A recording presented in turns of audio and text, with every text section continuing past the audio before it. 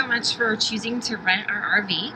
I'm going to do a quick video walkthrough of some things that you should know. So first of all, we're going to walk inside and I'm going to show you about the power step. So when you open the door, this step's going to automatically come out. When you are parked, you probably don't want that step going in and out the whole time because it's a lot of wear and tear on the motor for it to constantly be going in and out. So as you step inside, this button that says entry step, you're just going to flip this off. And so that will make it to where the step is not going to keep coming in and out the whole time that you're in the RV. So go ahead and come on inside and we'll go to the next thing. So the first thing that you are going to want to do when you're ready to get set up for the night is you're going to want to drop the leveling jacks. The leveling jacks do need to be dropped prior to moving the slides out, since the RV does need to be completely level before that you move the slides on the outside. So to drop the jacks,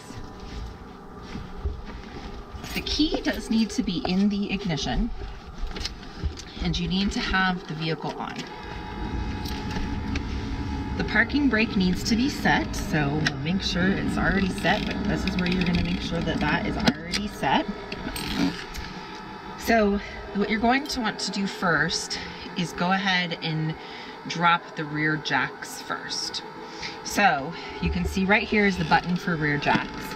I already have the jacks down right now because we have been doing some work this weekend, but you'll drop these rear jacks and you'll kind of feel a little bit of a bump.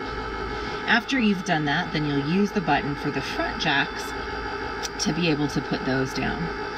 If you need to level the RV out, there is a level here, and you can see right now we're not exactly level because we're parked on a street. So what I would do if I was actually leveling out the RV is I would come back here to my buttons and I would adjust my right rear jack and my left rear jack until that I had achieved a level state of the RV. Now, you cannot move the RV when those jacks are down. If I turned the key and I went to try to put it in gear, I'm gonna turn this off, the RV was going to kind of beep warnings at me that the jacks are down.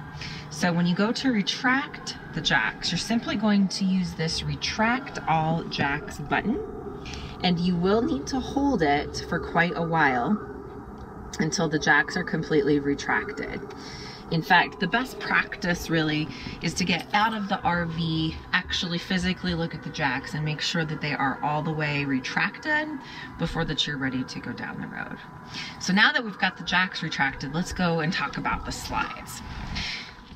So there's two slides. There's this main cabin slide, and then there's a slide in the back bedroom. So to extend this slide out, once we have our jacks down, we're just going to open this main compartment here. Right here is our room control slide, and then there will be keys hanging up here. So I'm going to put the key into the receptacle, and then I'm going to start moving the slide out. So as I put this out, you'll hear beeping, and you will see the slide retract out.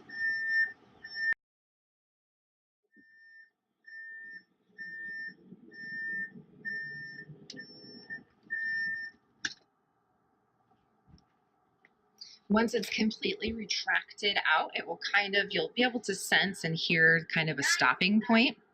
And so that will go all the way out. And then obviously before that, you pull the jacks up when you're ready to leave whatever campsite that you're at, you'll pull these slides back in. So I'm going to go ahead and pull this main one back in just to show you what that's like. So I'm going to turn the key to the in position. And you can see the slide is sliding in.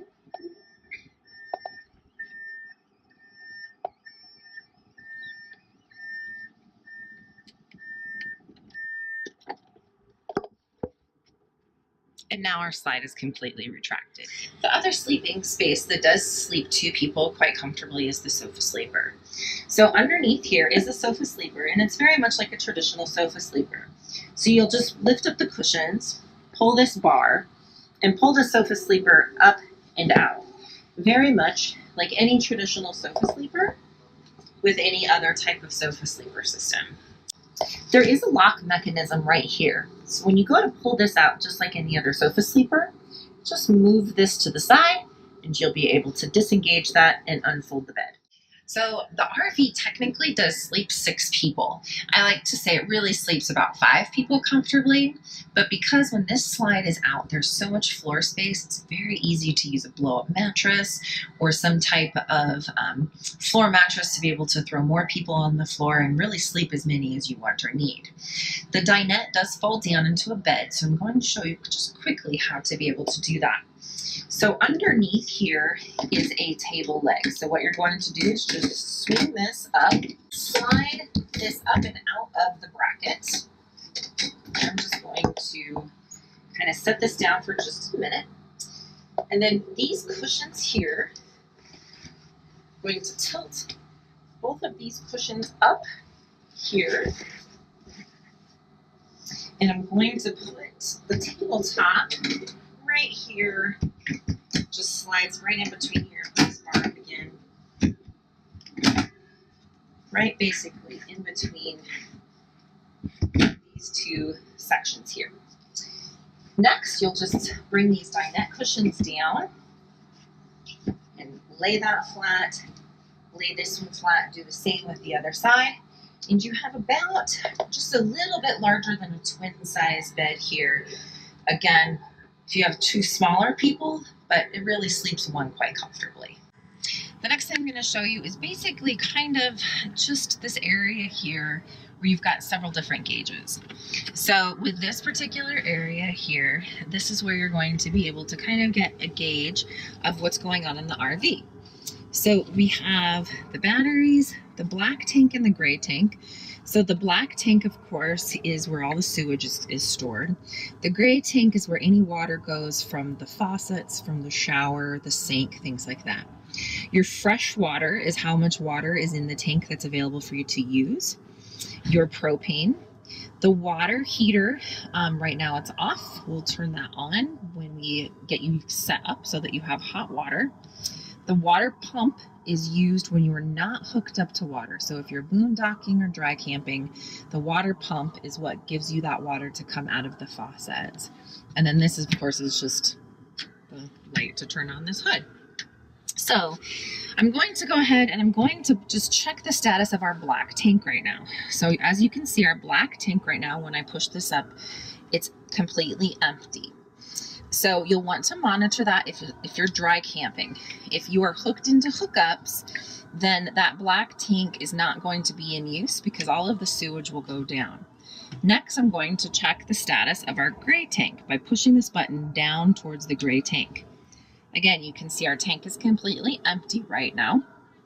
And so you want to make sure that when you go to empty the black and the gray tanks, that they do show empty once that they're completely emptied.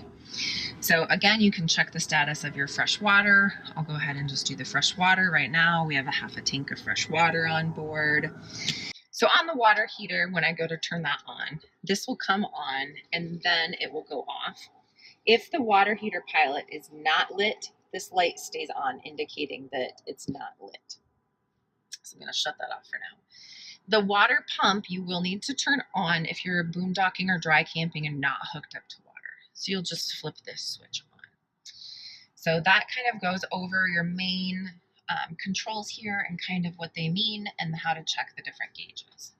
So on the fridge, we have it off right now just because the RV is not in use at this particular moment. But if I was to pull these off and shut this fridge will automatically switch from electricity over to gas when needed. So when you are going down the road, it will operate on gas. So right now, if I just turn the fridge on, this is going to come on telling me it is in the automatic mode where it's going to automatically switch from electric to gas. And you can see it just switched to gas and now it is running off of gas. If you are plugged into electricity or running a generator, this AC light will illuminate, letting you know that the fridge is running off of electricity and not off of gas. If this check light comes on, what this basically means is that the pilot for the gas did not light for some reason. So if this were to happen, all you would do is you would turn the fridge off and then turn it back on until that this check light does not illuminate. If this light's illuminated, it basically just means the pilot for the fridge didn't light. And so you just need to turn it off and on until that does light up. If you choose to use the stove, which is right here, there is a 3-burner range top. So you can just tilt this back and you can cook here in your cooking area. A few things if you decide to cook in the RV is you'll want to open this vent and actually turn this fan on. So you can see if I have this fan on, it's going to be sucking air up and out through the vent. Also, there are vent covers over both of the vents in the RV. So if it's raining or something, you don't need to worry about water coming in. You can still have those vents open. The other thing is there is a smoke detector right here above the stove. This does tend to go off if you're cooking just because it's very close in proximity to the stove. So it can be untwisted and uninstalled temporarily while you're cooking, and then it needs to be reinstalled for safety reasons. So let's go ahead and go back in. I'll show you a few more things in the back of the RV.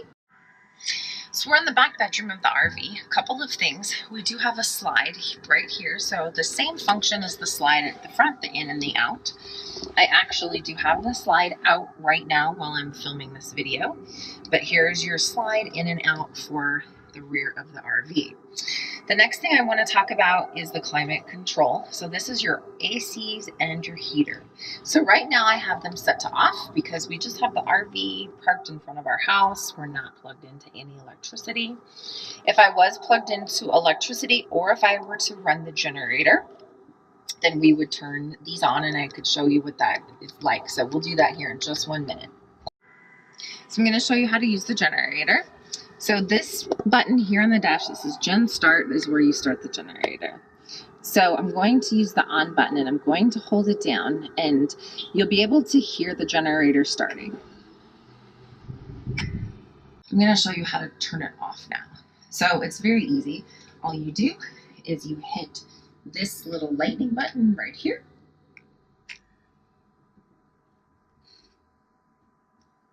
And the generator is now off. And you will hear it turn off, and you will also notice that the little timer for the hours on the generator stops moving and stops clicking as it's moving. To monitor your generator usage, right here is the generator timer. So this is going to tick off every so often, and this counts up the hours that are currently on the generator and that the generator is in use. So you will hear that going on when the generator is running. So now that we have the generator running, I'm going to take you in the back and I'm going to show you the AC operation. So let's go back here and we will turn on the air conditioners. It's a little warm today that we're filming anyway, so turning on the ACs would feel nice. So I don't know if you can kind of hear in the background, you can hear the generators running. So with the ACs, there's 2 roof unit ACs. The front AC is the main AC that's going to do the bulk of the cooling in the RV. The rear AC is kind of for an auxiliary cooler if it's super, super hot and you need to be running both. But normally what we do, and this was even in very high heat situations, we just ran the front AC. And then we would run the back AC just at night with the front AC off. So even in high heat situations, we very rarely would run both ACs at the exact same time, just because it does pull so much power trying to run both of those rooftop units at the same time. So right now I'm going to go ahead, if I turn it to auto cool on the front AC, you will see this green light. If ever the light goes over here to red where it says shed, what that is indicating is it's indicating there's not enough power. So something is wrong if it's coming over to shed constantly, just indicating there's not enough power to be able to run that. Now, if right now I were to go up front to the RV and turn on the microwave, this would probably go into shed. Why that microwave is running, because I'm pulling power for the AC and I'm running a lot of power to run that microwave. So in that situation, you would see that cycle to the shed because something else that takes a lot of power is being used. Now, one thing you want to do is if you're disconnecting from power, and we'll go over that in just a minute as far as if you're plugging into an electricity in a campground, you're going to want to turn this off before that you disconnect from that electricity. It's hard on the AC units if there's not power going to it and the power just gets completely cut, versus if you actually manually shut it off with the switch and then disconnect whatever that power source is. So I'm going to go ahead and turn this to the off position. And just the auto cool is pretty sufficient. You can set the temp. So we usually set it about 70 on auto, and it keeps the inside of the RV unit very comfortable. So let's go outside now, and we're going to take a look at the hookups. So if you're camping at a campground that offers hookups, whether it's full hookups, whether it's electric water, or the full hookups being electric, water, and sewer, we'll show you how to get those hooked up. So after you've arrived at your campground, you've got your jacks down, you've got your slides out, you're going to want to be able to hook up to electricity, water, and sewer if that's available to you. So come around the side of the RV here, and I'm going to show you where those hookups are and how to use them. So you're going to come around to the driver's side of the RV. Pretty much all RV sites are going to have those hookups located on the same side as the driver's side, because traditionally that's where most of those are in RV units. So this is the compartment here that houses all of our hookups.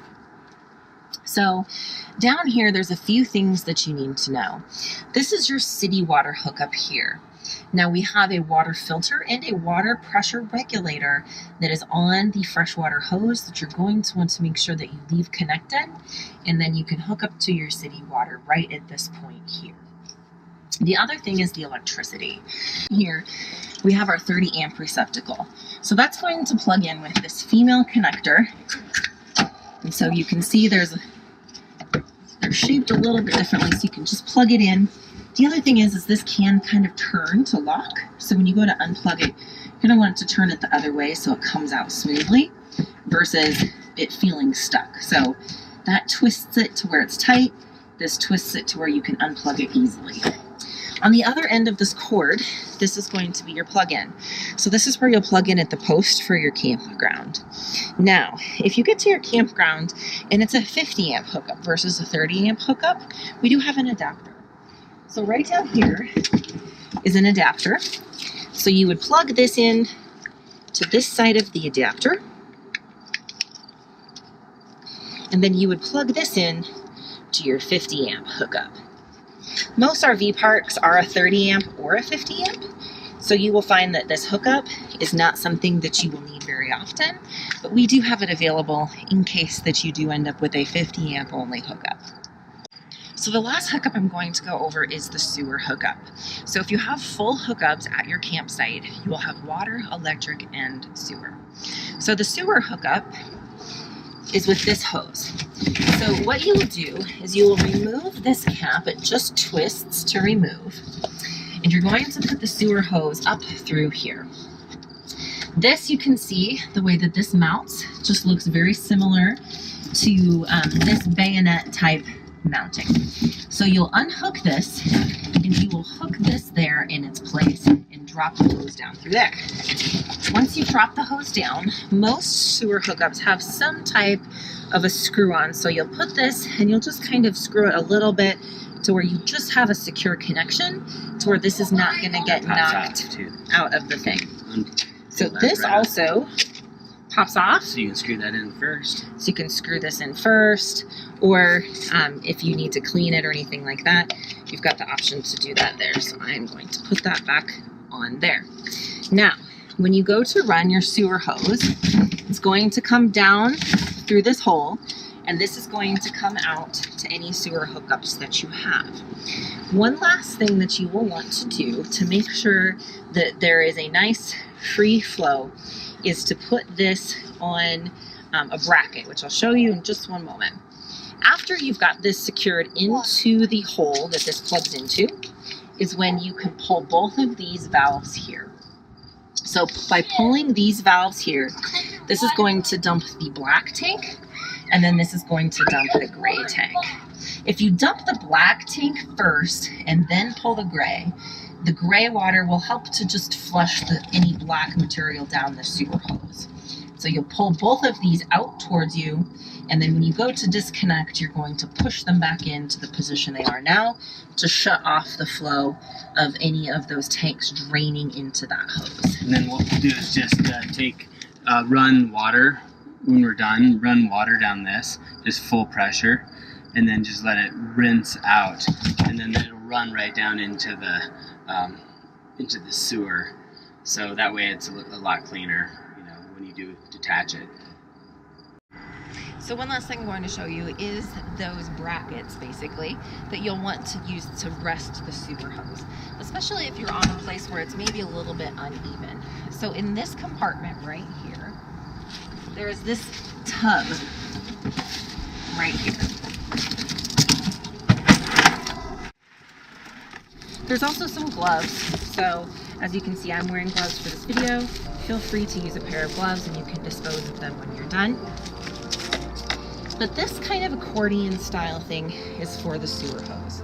So if I disconnect this and I spread this out, you can see that this goes from taller to smaller. So you'll want to set the sewer hose on this side, run it down this way, because as we know the saying, certain things flow downhill, and that's how we want it to flow. So this helps you make that possible, to make sure that all of the flows downhill.